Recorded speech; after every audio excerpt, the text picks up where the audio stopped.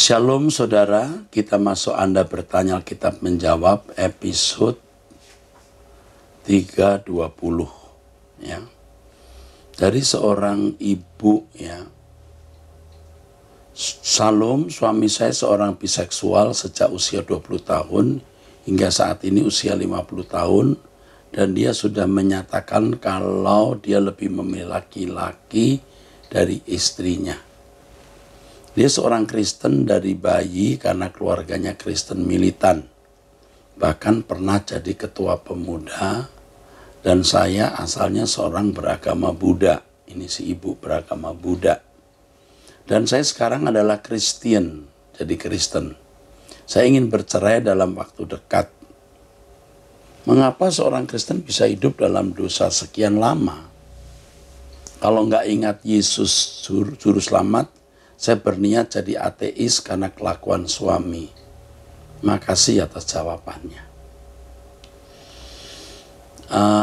Sebenarnya suami Anda ini orang sakit, ya. Anda tidak boleh memperlakukan dia sebagai orang sehat. Saya tidak tahu mengapa Anda menikah dengan pria yang biseksual. Tetapi mungkin Anda pada waktu itu tidak tahu kalau dia biseksual. Ya.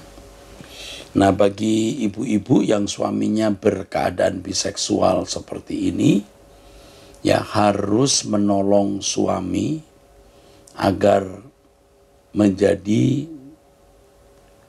sehat atau normal kembali. Dan segala sesuatu mungkin oleh pertolongan Tuhan. Hanya suami dari ibu ini ternyata menyatakan lebih memilih laki-laki daripada wanita istrinya. Nah, ini menjadi masalah ya. Kepada ibu jangan mengupayakan perceraian ya. Tetapi kalau dia bersikeras untuk cerai ya kita tidak berdaya. Kepada ibu mantan agama Buddha ini ya harus tahu bahwa yang salah bukan kekristenannya, tetapi yang salah adalah manusianya. Yudas yang dekat Yesus sendiri bisa berkhianat kepada Tuhan Yesus. Dan tidak sedikit orang Kristen yang dari kecil Kristen sampai tua juga hidup dalam dosa. Karena ini tergantung kehendak bebas masing-masing individu. Jadi yang tidak berkualitas itu bukan kekristenannya, bukan Roh Kudus, bukan Injil. Yang tidak berkualitas itu adalah manusianya. Kepada ibu jangan menjadi kecewa lalu mau menjadi ateis ya. Tuhan tidak akan menerima alasan apapun ketika kita menghadap Dia. Saya harus menegaskan bahwa Allah yang benar itu Allah yang dinyatakan oleh Alkitab, Allah Abraham, Ishak dan Yakub yang namanya Yahweh, Elohim Yahweh atau Allah Yahweh. Yang mengutus putranya Tuhan Yesus Kristus menebus dosa kita. Ibu sudah percaya kepada Allah yang benar dan Juru Selamat yang benar. Jadi tetaplah percaya kepada Yesus. Ikut terus dengan saya, bersama saya, maksudnya di Truth ID dan berdoa bersama saya. Ibu akan diberi pencerahan untuk mengenal Allah lebih lengkap dan ibu akan menjadi kuat. Kami akan tetap mendampingi ibu ya. Jika perlu ibu akan dikonseling oleh konselor wanita untuk mendampingi ibu. Tetap kuat dan setia menjadi orang percaya ya Bu. Oke, Tuhan memberkati. Shalom Pak. Ini pertanyaan kedua ya, tadi pertama. Saya sedang bimbang dengan jalan hidup saya Pak. Dalam 3 bulan saya semangat untuk menggapai cita-cita saya. Tetapi setelah abang saya bekerja, saya terjepit dalam keadaan perekonomian sekeluarga. Papa sudah lama dipanggil Tuhan, sementara Mama masih dalam pemulihan karena kanker yang dideritanya. Jadi Mama nggak bisa capek, karena itu aku jadi penat dengan pekerjaan yang masih aku rangkai ya. Ini kenapa ya? Saya sedang bimbang dengan jalan hidup saya, Pak. Dalam 3 bulan saya semangat. Dalam 3 bulan saya semangat untuk menggapai cita-cita saya. Tapi setelah abang saya bekerja, saya terjepit dalam keadaan perekonomian keluarga kami. Oke, saya baca dulu ya. Pak, saya juga orangnya keras kepala. Harus tepat waktu tiba di tempat saya menggapai ilmu. Sering saya tidak mendengar nasihat orang karena nasihat itu nggak hidup di diriku. Jadi sekarang aku pusing dengan tindakanku yang harus tetap bantu Mama, tapi tidak tepat waktu. Sering muncul di pikiranku untuk menjadikan Tuhan sebagai tempat keluh kesahku, tetapi aku masih tumbuh dalam keadaanku sekarang, Pak. Bagaimana caranya, Pak, agar saya bisa berhenti dari zona nyaman ini, Pak, dan memulai lembaran baru dalam Kristus? Terima kasih. Ada beberapa hal yang membingungkan dari tulisan ini, tetapi baiklah saya akan menjawab ya. Ini menyebut zona nyaman juga, sementara saya tidak melihat saudara ada di zona nyaman ya. Saya tidak melihat Anda di zona nyaman. Yang sekarang Anda harus lakukan adalah coba menerima keadaan hidup Anda ini sebagai keadaan yang Allah izinkan Anda alami. Itu berarti keadaan sulit yang Anda alami tidak melampaui kekuatan. Anda sanggup memikul atau menanggungnya, dan Tuhan pasti akan memberi jalan keluar pada waktunya. Ya, begitu. Lalu yang ketiga, tumbuhkan terus kecerdasan rohani dengan mendengar Truth ID atau pemberitaan firman Tuhan yang saya sampaikan. Karena itu akan mengubah cara berpikir dan akan mengarahkan Anda tidak menjadi orang keras kepala dan tidak mengarahkan Anda ke karakter yang buruk. Karena kebenaran itu akan memerdekakan. Ya. Kalau Anda merasa itu di zona nyaman, kebenaran firman yang mencerdaskan Anda akan membuat Anda keluar dari zona itu. Lalu Anda juga harus tetap hidup dalam doa. Memiliki perjumpaan pribadi dengan Tuhan. Saudara juga bisa bersama-sama dengan saya berdoa tiap pagi jam 5 atau hari Jumat jam 6:30. Tuhan akan memberikan bimbingan dan tuntunan untuk apa yang harus Anda kerjakan. Ya. Oke, saya kira itu dulu. Nanti bisa ditanyakan lagi jika perlu. Ini pria usia 62 tahun. Ya, ini sudah seumur dengan saya. Salam Pendeta Erastus, saya merawat mama saya yang sakit stroke selama 10 tahun sendirian tanpa bantuan dari cici-cici saya. Mama saya udah meninggal 7 tahun yang lalu.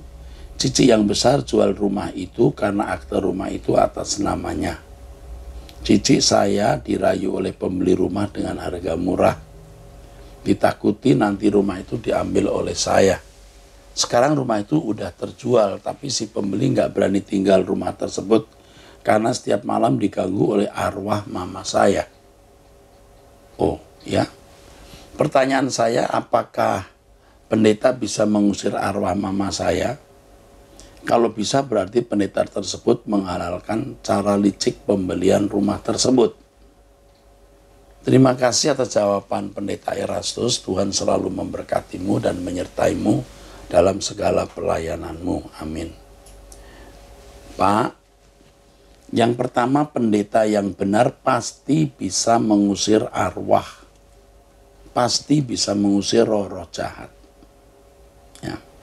Yang kedua, arwah yang mengganggu penghuni rumah tersebut yang Anda katakan arwah mama Anda, belum tentu itu arwah mama Anda.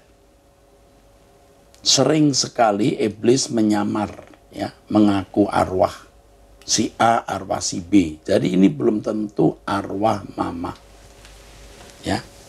Yang ketiga, memang cici Anda licik, ya, menjual rumah dengan harga murah. Lalu yang saya mau tanya, Anda dapat bagian tidak? Ya.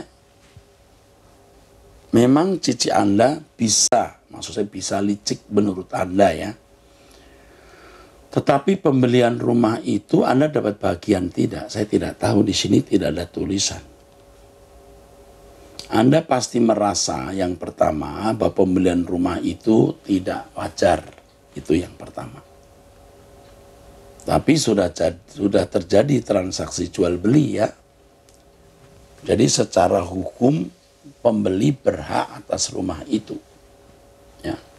Anda merasa bahwa cici Anda telah terkena bujuk rayu si pembeli rumah dengan harga murah. Ya, tapi ini perspektif Anda, ya, perspektif Bapak, ya. Saya tidak tahu apakah betul itu harga murah atau tidak. Karena pada zaman sekarang ini properti jatuh. Saya sudah melihat, membuktikan beberapa orang menjual rumah itu bisa menjadi 60-70%.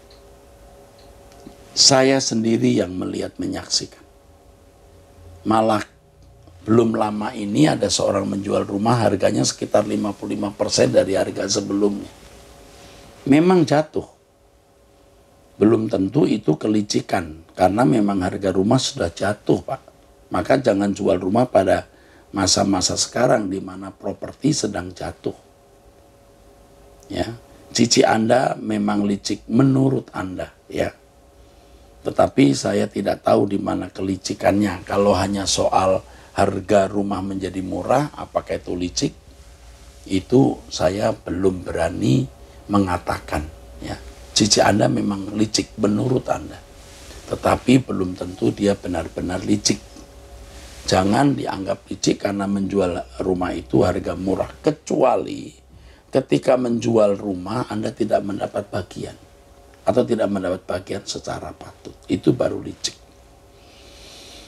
Lalu jangan berpikir, ya, bahwa itu arwah yang mengganggu penghuni rumah yang baru itu sebagai arwah mama, ya. Belum tentu.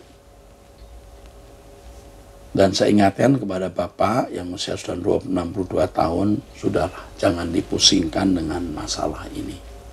Yuk kita berkemas-kemas pulang ke surga. Umur kita sudah 62 tahun, dengan masa pandemi COVID bisa meninggal setiap saat, kita persiapan saja pulang ke surga. Ikuti terus Truth ID, kita berkemas-kemas saja, ya.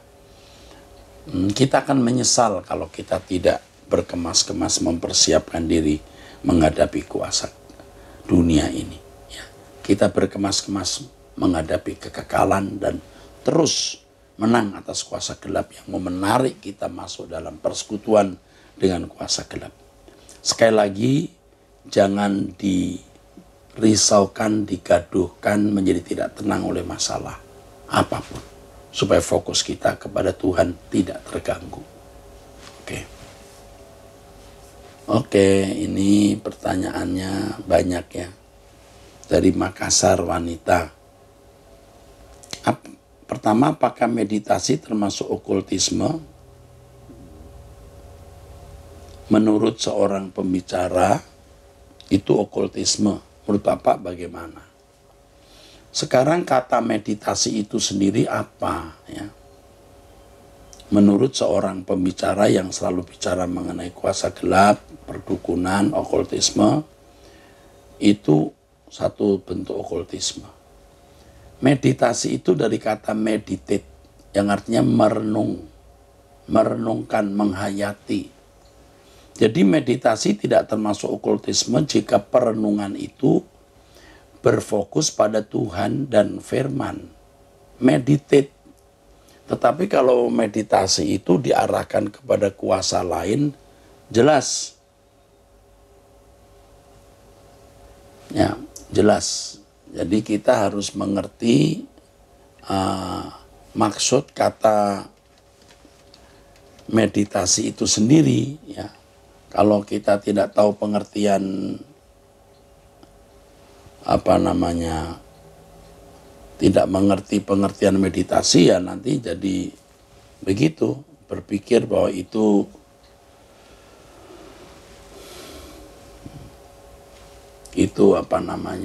okultisme. Ya tinggal bagaimana kita mengisi meditasi kita, ya. Seperti meditasi kundalini misalnya, ada bentuk meditasi dengan latihan pernapasan. Tujuan meditasi itu adalah mengaktifkan energi kundalini yang diyakini ada di dalam diri kita.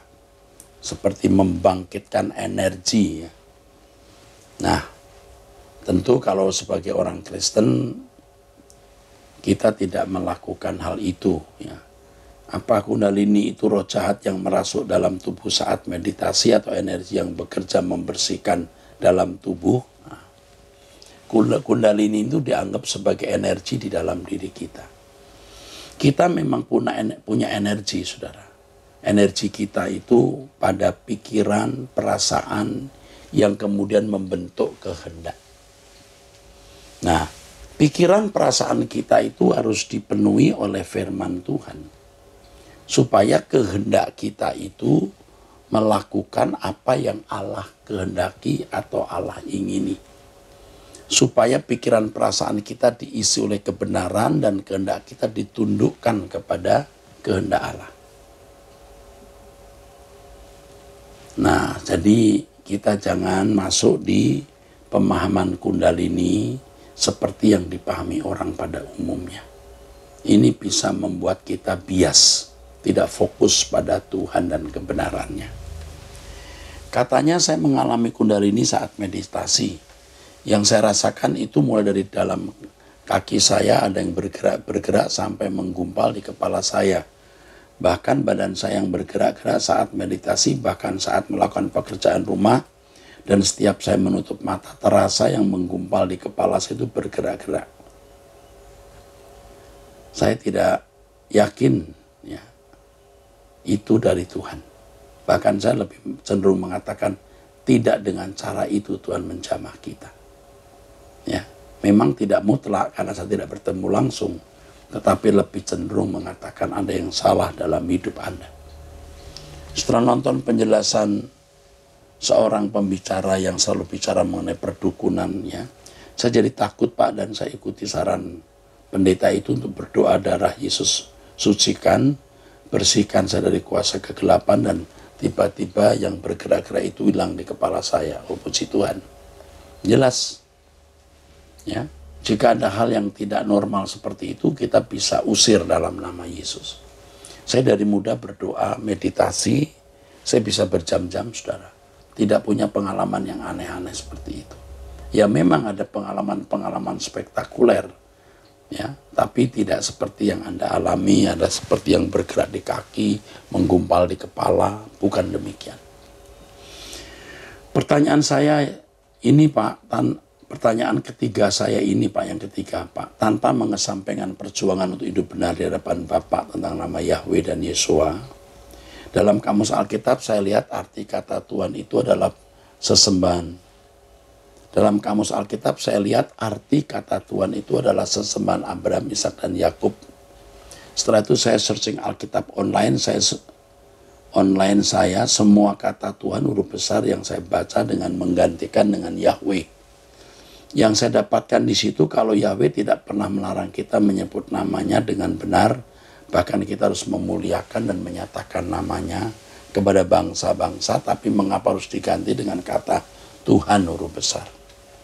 Dan setahu saya, Pak, nama manusia saja di KTP dan paspor itu tidak boleh salah tulis, apalagi salah sebut. Kemana-mana manusia pergi namanya tetap sama sesuai dengan nama asalnya. Gimana dengan nama Elohim kita, bahkan nama Yeshua yang asli diganti kiri kanan sesuai dengan bahasa negara masing-masing. Apakah ada pihak yang tidak senang jika nama Yahweh disebut dan diagung-agungkan?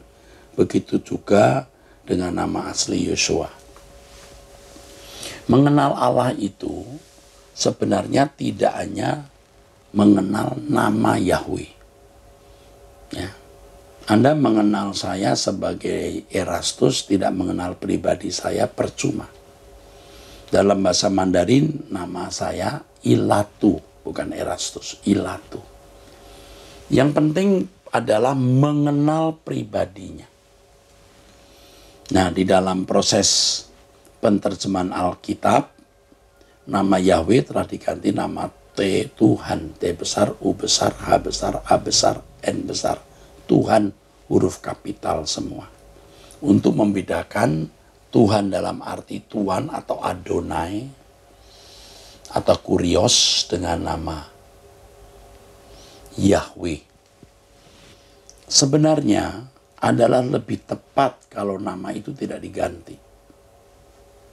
Tetapi kemutlakannya tidak boleh kita anggap sebagai sesuatu yang menentukan kesucian. Walau memiliki peran besar. Ya. Anda perhatikan saya lebih sering menggunakan nama Yahweh sekarang. Ya. Nah, Anda juga harus tahu bahwa kata Tuhan dalam perjanjian lama dan Tuhan dalam perjanjian baru itu tidak tepat benar juga.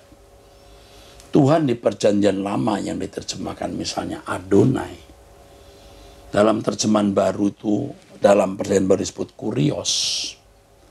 Kurios itu bisa dikenakan bagi Yesus. Ya. Tapi Kurios juga bisa dikenakan bagi Bapa. Nah, kalau Adonai di perjanjian lama itu dikenakan hanya kepada Yahweh. Jadi masalah bukan. Yang penting adalah pemahaman kita tentang kebenaran tersebut. Ya, kata Tuhan sendiri, kalau dalam bahasa Indonesia namanya yang disebut ya berarti Tuhan, ya, sebagai sebutan kepada Sang Pencipta langit dan bumi. Tuhan itu dari kata Tuhan artinya majikan. Nah, di dalam Alkitab kita menemukan Allah Bapa, Allah Anak dan Roh Kudus. Bapa juga Tuhan, Yesus juga Tuhan. Nah, menjadi masalah bukan? Nah, saya akan menjelaskan nanti khusus ketika saya bicara mengenai Tritunggal. Sekarang saya tidak bisa menjelaskan detail. Tetapi yang penting harus mengenal pribadinya. Kalau dikatakan serukan namanya kepada semua bangsa, itu bukan nama itu saja yang diserukan, tapi pengenalan akan pribadi nama itu. Demikian pula dengan nama Yesus. Yesus, Yosua sama. Tetapi yang penting mengenal pribadinya. Bagus kalau menggunakan nama Yosua. Tetapi orang Tionghoa, bahasa Mandarin menggunakan nama Yesus. Itu juga Yesus maksudnya. Jadi kalau orang berkata Yesus, pasti Tuhan Yesus yang aku yang dipanggil.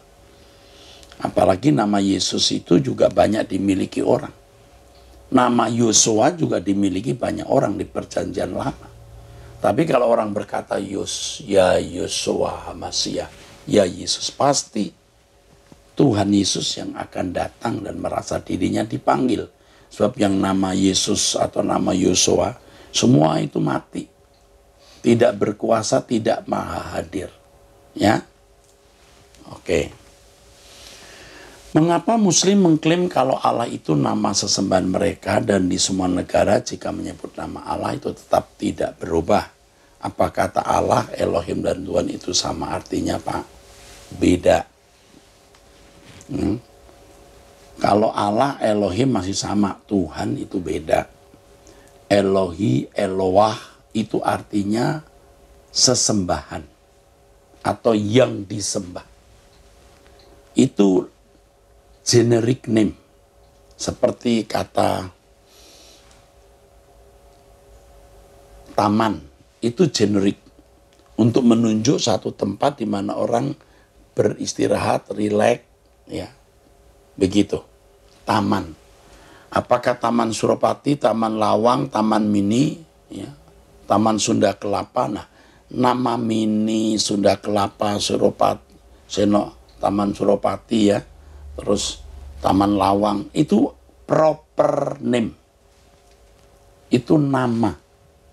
Yahweh itu proper name. Elohim itu generik. Dan mestinya kata Eloah, Elohi, Allah, Elohim itu generic name. Tetapi bagi orang-orang Muslim itu menjadi proper name. Nah, yang nggak nyambung kan? Ya, jangan disambung-sambungkan dan jangan membanding-bandingkannya dengan kekristenan. Kalau orang-orang Muslim menyebut Allah sebagai nama atau sebagai proper name, sesembahan yang dipercayai, yang menciptakan langit dan bumi dan lain sebagainya, oh silahkan. Orang memiliki hak untuk membangun imannya. Tapi kalau kita nama proper name Allah kita itu Yahweh. Allah atau Elohim itu generic name atau sebutan. Sedangkan Tuhan itu artinya Tuan, ya, majikan begitu. Oke,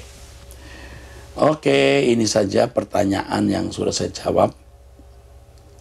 Mohon maaf pertanyaan saya banyak, Pak. Oh, bagus ya. Pertanyaan Anda memberkati orang. Bapak Yahweh senantiasa memberkati pelayanan Bapak dan keluarga beserta seluruh tim Truth ID. Amin. Amin. Thank you. Dari Tangerang Pria. Salam Pak Eras, sebelumnya saya ingin berterima kasih karena berkat pengajaran Pak Eras saya sangat diubahkan. Dan memang benar apa yang Bapak ajarkan dan alami, saya pun juga mengalaminya. Dulu saya hidup dalam dosa dan merasa tidak mungkin manusia bisa sempurna. Tapi sekarang saya belajar untuk selalu hidup dalam kesucian, tidak bercacat, tidak bercela, dan ingin menjadi anak kesukaan Tuhan. Puji Tuhan, kesukaan Bapak maksudnya. Saya ingin bertanya Pak mengenai ada kesempatan untuk masuk dunia akan datang bagi mereka yang belum pernah mendengar Injil atau mendengar Injil yang salah. Karena memang bukan umat pilihan ya. Dalam hal ini saya juga sangat setuju Pak. Tapi bagaimana dengan ayat ini yang berkata pergilah ke seluruh dunia. Beritakanlah Injil kepada segala makhluk.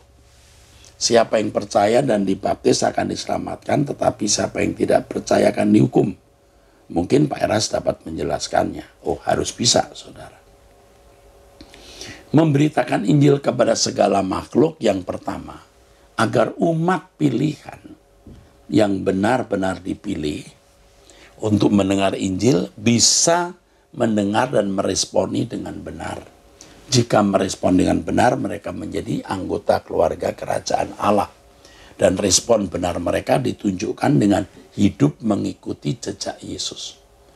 Percaya kepada Yesus itu artinya mengenakan hidupnya. Menerima Yesus artinya menerima gaya hidupnya, cara hidupnya untuk dikenakan. Maka harus dibaptis.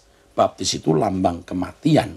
Manusia lama ditinggalkan dan hidup dalam hidup yang baru. Itu jelas ya. Lalu bagaimana dengan mereka yang tidak percaya? Yang pertama harus dipahami tidak percayanya itu karena memang sudah mendengar, mengerti, menolak, atau karena memang bukan umat pilihan. Dia lahir dari keluarga non-Kristen, dari kecil dibesarkan dengan pola berpikir yang bukan orang Kristen, mereka bukan umat pilihan. Tetapi kalau mereka baik, mereka bisa masuk langit baru, bumi baru. Tapi kalau mereka jahat, masuk neraka. Dan pemberitaan Injil itu sebenarnya sekaligus bisa menampi. Orang yang jahat pasti akan menganiaya orang Kristen atau membenci Yesus. Tapi kalau orang baik, ya, dia tidak akan membenci. Dia hanya tidak menerima saja. Karena ya memang bukan umat pilihan. Jadi kalau orang sampai membenci Yesus dan bahkan mengintimidasi, mempersekusi orang Kristen, jangankan terhadap orang Kristen, terhadap orang seagamanya pun juga pasti dia tidak benar. Dia pasti mencari keuntungan, memanfaatkan untuk kepentingan diri sendiri, atau dia juga jahat. Nah, orang-orang begini pasti masuk neraka. Jadi pemberitaan Injil sekaligus akan membuat tanda untuk memisahkan. Memisahkan, kalau dalam konteks umat pilihan akan memisahkan orang pilihan yang disempurnakan dan yang menolak Yesus, artinya walaupun Kristen tapi tidak mengenakan hidup Yesus.